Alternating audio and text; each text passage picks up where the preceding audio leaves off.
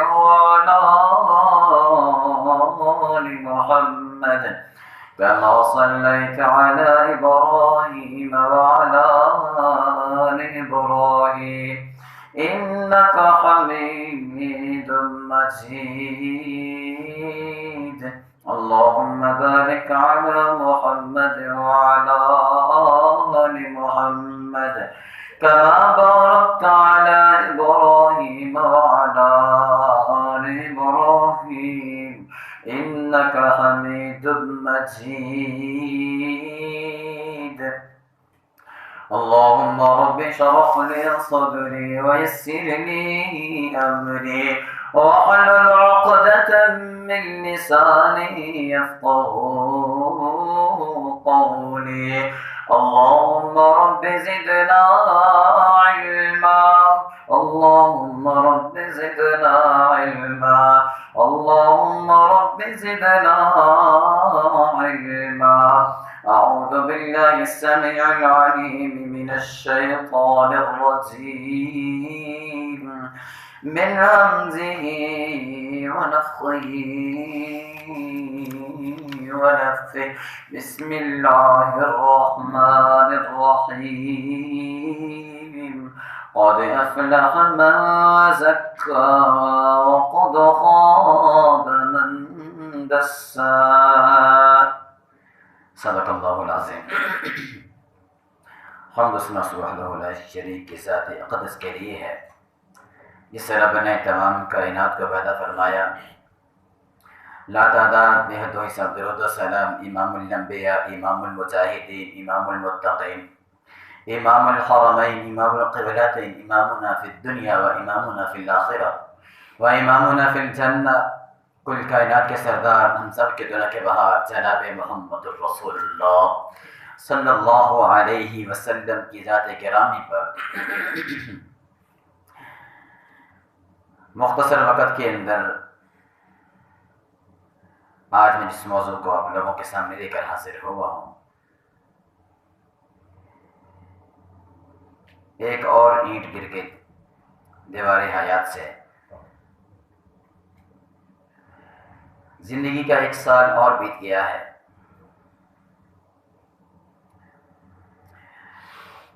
مسلمانوں کے سال جنوری سے شروع نہیں بلکہ محرم الحرام سے شروع ہوتے ہیں. مسلمانوں کے سال کا آغاز محرم الحرام کے مہینے سے ہوتا ہے، مگر ہمارے ہاں عیسوی کیلنڈر کا حساب غالب ہے. سکولز کے اندر، کالجز کے اندر، یونیورسٹیز کے اندر، دفاتر، دکان اور دیگر امور کا حساب اسی عیسوی اعتبار سے کیا جاتا ہے. اس لیے اسی مناسبت سے آج چند باتیں گزار کرنا چاہتا ہوں کہ ہم نے پچھلے سال 2020 کے اندر کیا کھویا ہے اور کیا پایا ہے، کتنا رب کو منایا ہے اور کتنا رب کو ناراض کیا ہے، کتنی رب کی مانی ہے اور کتنی ہم نے اپنی منائی ہے. ہم نے غور و خوض کرنا ہے، جستجو کرنی ہے کہ اب نیا سال شروع ہو چکا ہے. 2020 تھا، ہماری اسی مجلس کے اندر کچھ لوگ ایسے تھے جو ہمارے اندر موجود تھے، لیکن 2021 کے آغاز کے اندر ہمارے اندر موجود نہیں ہے. اور ایک وقت آنے والا ہے، ہمیں اس لمحے کا نہیں پتا، ہمیں اس مہینے کا، اس دن کا نہیں پتا، اس ہفتے کا نہیں پتا، اس سیکنڈ کا نہیں پتا، اس منٹ کا نہیں پتا کہ کب اللہ کی طرف سے بلاوا آ جائے، ملک الموت آ جائے اور ہم اللہ کے حضور پیش ہو جائیں. اس لیے ہر وقت ہم سب کی یہ ذمہ داری ہے کہ ہم سب اپنے آخرت کی فکر کریں، آخرت کی تیاری رکھیں.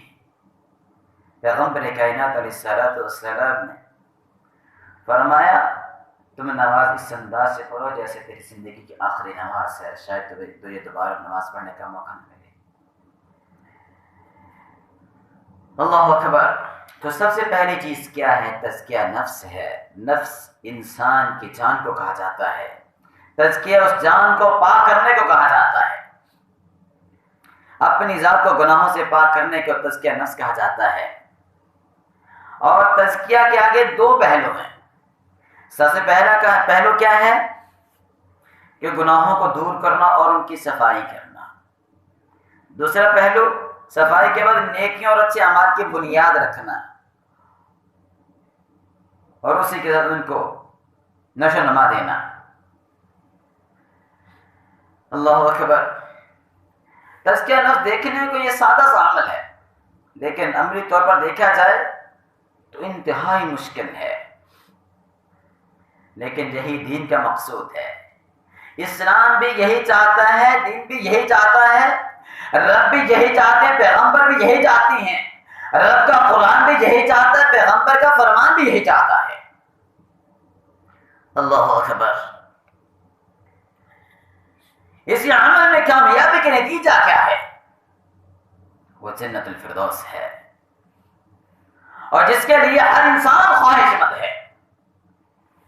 لیکن اس کے لیے کچھ محنت کرنی پڑے گی، کوشش کرنی پڑے گی. اس کے لیے اپنے آپ کو تیار کرنا پڑے گا. اس کے لیے ہم سب کو اپنے آپ کو اللہ کے رسول کے تابع کرنا پڑے گا. میری اور آپ کی زندگی اللہ رسول کی اتباع میں گزرنی ہوگی. اللہ اکبر. اسی کے اندر کامیابی ہے. لیکن اس میں ناکامی ہو جائے اس کا انجام جہنم ہے. اور تزکیہ نفس اتنی اہمیت کا حامل ہے کہ رب تعالی نے قرآن کے اندر ایک موضوع بنا دیا. فرمایا جنات عدن تجری من تحتها الانہار خالدین فیہا. جنتی لوگ جنت کے اندر ایسے رہیں گے، ایسی جنت جس کے نیچے نہریں چل رہی ہیں. خالدین فیہا، اس میں ہمیشہ ہمیشہ رہیں گے. اللہ یہ بدلہ کن کو ملنے والا ہے؟ فرمایا ذالک جزاء من تزکا، یہ ان لوگوں کو بدلہ ملنے والا ہے جنہوں نے تزکیہ نفس کر لیا، جنہوں نے اپنا تزکیہ کر لیا.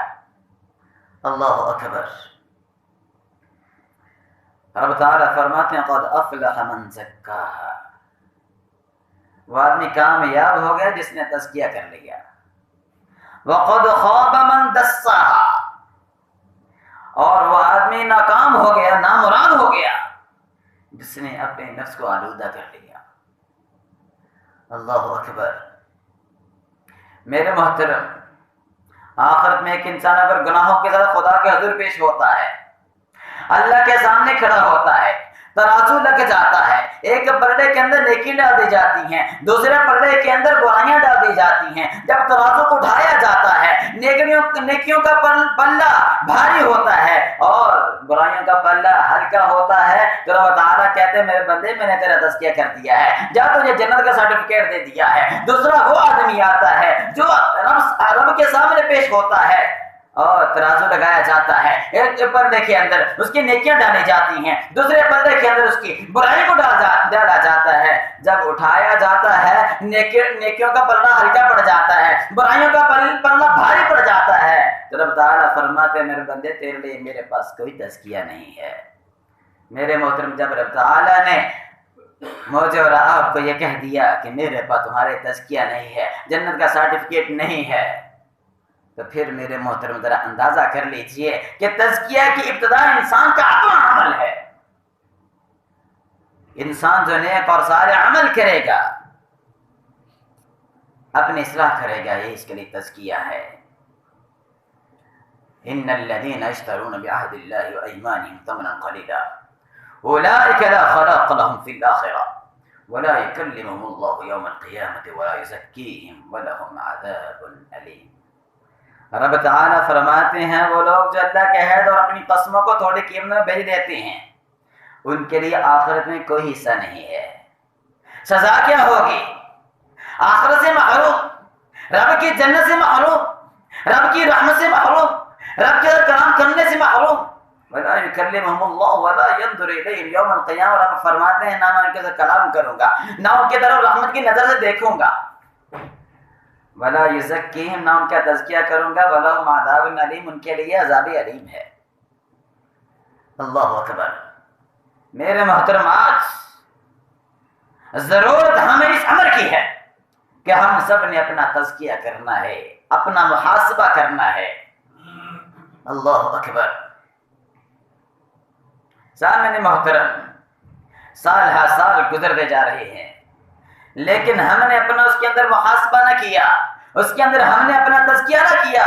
سال تو گزرتے جائیں گے، لیکن جب زندگی ختم ہو جائے گی اندازہ ہمیں اس وقت ہوگا۔ اس لیے میرے محترم، آج ہمیں ضرورت اس امر کی ہے کہ ہم اپنے وقت کی بھی قدر کریں۔ دنیا کی زندگی اس کا مال و متاع یہ عارضی ہے اور فانی ہے۔ ہر نفس نے یہاں اپنی مقررہ مدت گزارنے کے بعد رب کے حضور پیش ہونا ہے، اور مستقل ابدی ٹھکانہ اگر ہے تو وہ رب کے حضور ہے۔ اللہ اکبر۔ اور ہم سب جانتے ہیں کہ موت برحق ہے،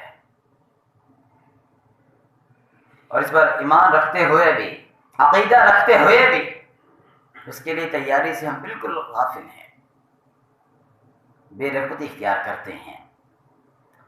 یاد رکھیں، زندگی کی صورت میں جو وقت ہم گزار رہے ہیں اس کا ایک ایک لمحہ نہایت قیمتی ہے، ایک ایک لمحہ نہایت قیمتی ہے۔ ہمیں اگلے لمحے کا نہیں پتا کہ ہمارے ساتھ کیا ہونے والا ہے، ایک سیکنڈ کا ہمیں نہیں پتا ہمارے ساتھ کیا ہونے والا ہے۔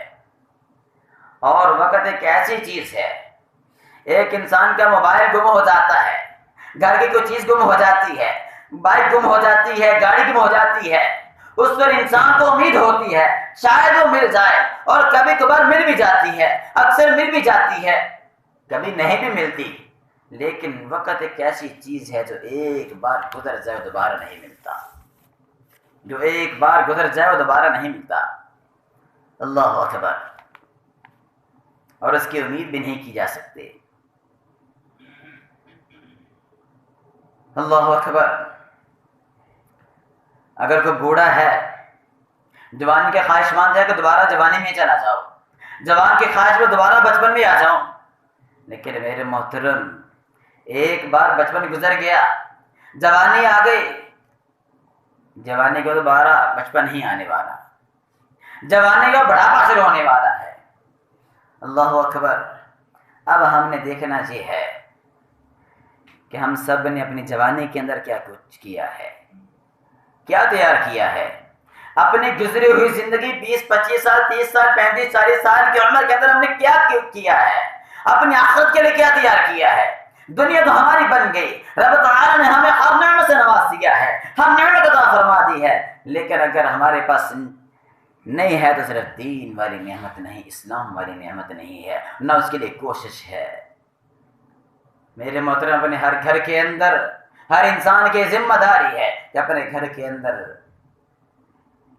اسلام کو نافذ کرنے کی کوشش کرے، اسلام کو لاگو کرنے کی کوشش کرے، پھر دیکھیں رب تعالیٰ کی طرف سے کس طرح رحمتیں آتی ہیں۔ اللہ اکبر۔ ہم سب مسلمان ہیں، ہمیں باقی مذاہب کے ماننے والوں سے بڑھ کر وقت کی قدر کرنا چاہیے، کیونکہ ہم جانتے ہیں کہ دنیاوی زندگی آخرت کے لیے کھیتی کے مانند ہے، اور ہم اس میں جو بوئیں گے وہی کاٹیں گے۔ اگر ہم اس زندگی میں اپنے وقت کی قدر کرتے ہوئے اس بھلائی اور خیر حسنات کے بیج بونے میں صرف کر دیں گے تو پھر کل قیامت والے دن ہمیں فلاح و نجات کا ثمر ملے گا۔ پھر رب تعالیٰ کیا کہیں گے اپنے بندے سے؟ پیار اور محبت کر کہیں گے کلوا واشربوا ہنیئا بما اسلفتم فی الایام الخالیہ۔ رب تعالیٰ اپنے بندے سے کہیں گے آج خوب کھاؤ پیو، خوب لطف اندوزی کرو ان اعمال کے بدلے جو تم گزشتہ زندگی کے ایام میں آگے بھیج چکے ہو، ان اعمال کے بدلے میں جو تم گزرے زندگی کے اندر آگے بھیج چکے ہو۔ یہ میں نہیں کہہ رہا، یہ رب کا قرآن کہہ رہا ہے، کلوا واشربوا ہنیئا بما اسلفتم فی الایام الخالیہ۔ اللہ اکبر۔ اور اس کے برعکس اگر اس زندگی میں وقت کی قدر نہ کی جائے، اسے غفلت اور سستی اور کاہلی میں گزار دیا جائے، برائی اور شر و سیئات کی نظر کر دیا جائے، تو تو پھر مایوس اور ندامت کا سامنا کرنا پڑے گا۔ رب تعالیٰ فرماتے ہیں اولم نعمرکم ما یتذکر فیہ من تذکر وجاکم النذیر فذوقوا فما للظالمین من نصیر۔ رب تعالیٰ فرماتے ہیں کیا ہم نے تمہیں اتنی عمر نہیں دی تھی کہ اس میں جو شخص نصیحت حاصل کرنا چاہتا ہے نصیحت حاصل کر لے؟ اور یہ خالی نصیحت ہی نہیں بھیج دی بلکہ نصیحت کرنے والا بھی بھیجا تھا۔ وجاءکم النذیر، تمہارے پاس ڈرانے والا بھی آیا تھا۔ فما للظالمین من نصیر، لیکن تم نے اس کی کوئی قدر نہیں کی، زندگی گزاری تو اپنی منمانی کے مطابق گزاری ہے۔ فما للظالمین من نصیر، رب فرماتے ہیں ایسے ظالموں کے لیے کوئی مددگار نہیں ہے۔ پیغمبر کائنات علیہ الصلوۃ والسلام کا فرمان عالی شان ہے نعمتان مغبون فیہما کثیر من الناس، دو نعمتوں کے بارے میں اکثر لوگ خسارے میں رہتے ہیں، الصحت والفراغ، صحت اور فراغت۔ اللہ اکبر۔ میرے محترم پیغمبر کائنات علیہ الصلوۃ والسلام کا دو فرمان سنا کر اپنی بات کو ختم کرتا ہوں۔ ہم سب سمجھتے ہیں کہ یہ نعمتیں ہمیشہ ہمیشہ رہیں گی، ان کو کبھی زوال نہیں آنے والا، حالانکہ یہ صرف شیطانی وسوسہ ہے۔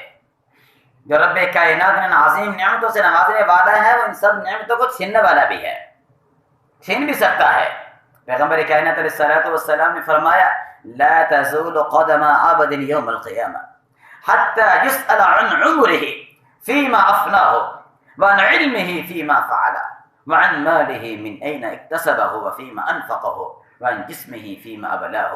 پیغمبر کائنات علیہ الصلوۃ والسلام نے فرمایا قیامت کے دن بندہ اس وقت تک اللہ کی بارگاہ میں کھڑا رہے گا جب تک ان چار سوالوں کا جواب نہیں دے دیتا۔ کون سے چار سوال ہیں؟ سب سے پہلا سوال ہے عن عمرہ فیما افناہ، تجھے اتنی عمر دی تھی اس کو کہاں فنا کر کے آیا ہے؟ دوسرا سوال ہے تیرے پاس علم تھا اس پر کتنا عمل کیا ہے، اس کے ساتھ کیا کیا ہے؟ تیسرا سوال ہے تجھے اتنا مال کیا کہاں سے کمایا اور کہاں خرچ کیا تھا؟ اب ہم نے اپنے مال پر بھی غور و فکر کرنا ہے کہ ہم صبح سے لے کر شام تک مال کماتے ہیں، محنت کوشش کرتے ہیں، پیسہ روپیہ کماتے ہیں، اس کے اندر کتنا حلال کا کتنا حرام کا ہے؟ اگر حلال کا ہے تو پھر رب کی رحمت کا انتظار کیجئے، رب کی برکتوں کا انتظار کیجئے۔ اگر اس کے اندر حرام کی آمیزش ہے تو پھر اس کا نتیجہ اپنی آنکھوں سے خود دیکھ لینا۔ من این اکتسبہ وفیما انفقہ، کہاں سے کمایا اس کو کہاں خرچ کیا ہے۔ چوتھا سوال عن جسمہ فیما ابلاہ، جسم کے بارے میں اس کو کہاں کھپا کے رکھا تھا۔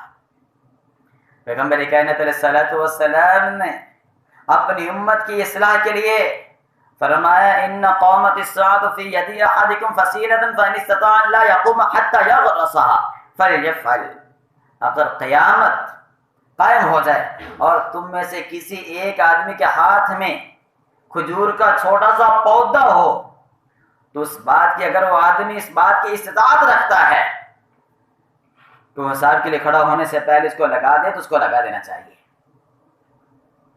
میرے محترم پیغمبر کائنات علیہ الصلوۃ والسلام اس فرمان نے ہمیں یہ بتا دیا ہے کہ وقت کی کتنی قدر ہے، اور اپنی آخرت کی فکر کیجیے کہ چھوٹی سے چھوٹی نیکی پہ رب تعالیٰ کو اگر پسند آ گئی تو کامیابی ہے۔ رب تعالیٰ سے دعا ہے کہ اللہ تعالیٰ ہم سب کو اپنی آخرت کی فکر کرنے کی توفیق عطا فرمائے اور ہم سب کو